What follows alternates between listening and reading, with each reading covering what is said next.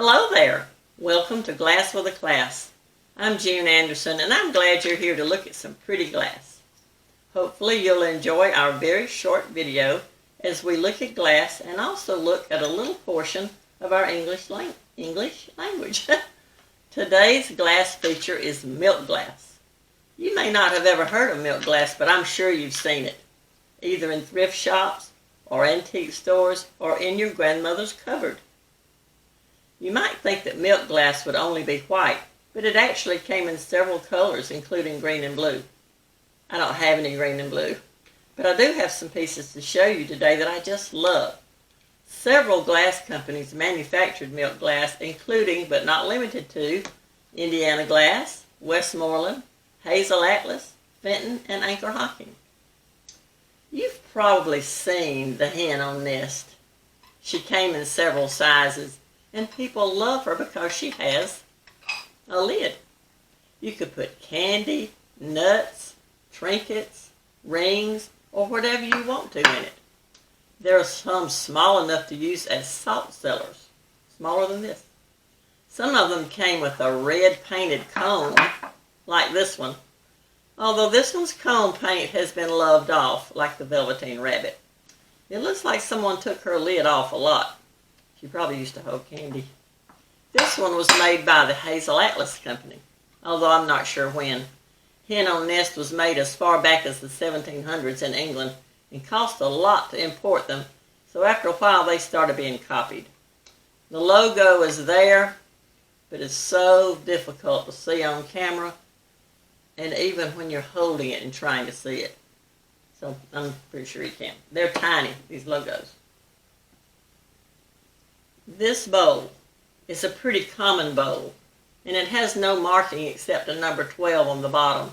So I don't know its age or maker, but I thought you'd like to see a milk glass bowl this big. It's on a pedestal and would look great with all colors of fruit in it. Can't you just picture that? Pretty red apples and grapes, and yellow bananas and lemons and oranges. That'd be pretty. Remember just a few weeks ago we talked about the Della Robbia pattern in video number 37? Well, I showed you my Della Robbia creamer and sugar that was clear and had applied paint on the apples, pears, and grapes. Well, that pattern also came in milk glass, and here's the creamer. It has quite a different look in the milk glass, doesn't it? It was made from the late 1920s till the 40s.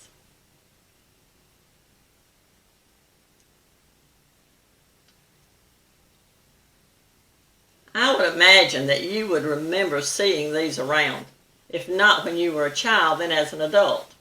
This is a milk glass mug from the Federal Glass Company.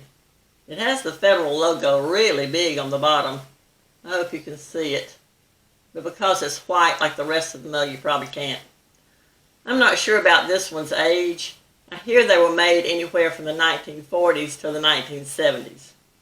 They're very restaurant-y looking, aren't they? I've been in diners with cups similar to these.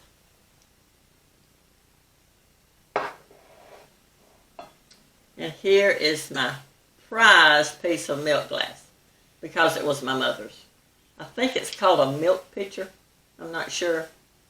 You can see that it's a lot bigger than a creamer, but it's not large enough to be called a beverage pitcher like you'd serve water or iced tea in, but I love it.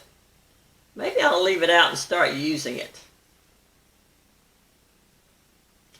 Now for our class portion of Glass with a Class. Do you love ice cream as much as I do? How about sherbet? Or do you call it sherbert? When I was a little girl, I called it sherbet, and I loved it. Especially those orange push-ups. Remember those? It was sherbet in the round cardboard thing with a stick in the bottom, and you pushed it up, hence the name push-up, and you ate it up. Push it up, eat it up. Push it up, eat it up. You know that cardboard thing looked just like a toilet paper roll, didn't it? Yeah. Well, anyway, I called it sherbet, and so did a lot of other people. As I grew up, I noticed that lots of people called it sherbet, and if you saw it written, it was many times sherbet. I guess it's just a matter of personal preference.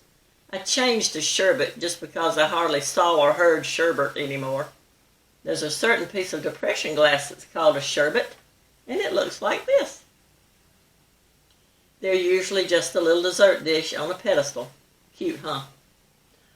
Well, I don't think they had sherbet or sherbert in Bible times, but they did have the word scepter, and the Hebrew word for that is sherbet. So in Genesis chapter 49, verse 10, where it says, "The scepter shall not depart from Judah," scepter there is the Hebrew word sherbet. Well, I hope you enjoyed today's episode of Glass with a Class and that you learned something along the way. I'd love it if you would comment or like below. Well, I guess I'd love it depending on what you say. See you next time. God bless you and yours. Bye-bye.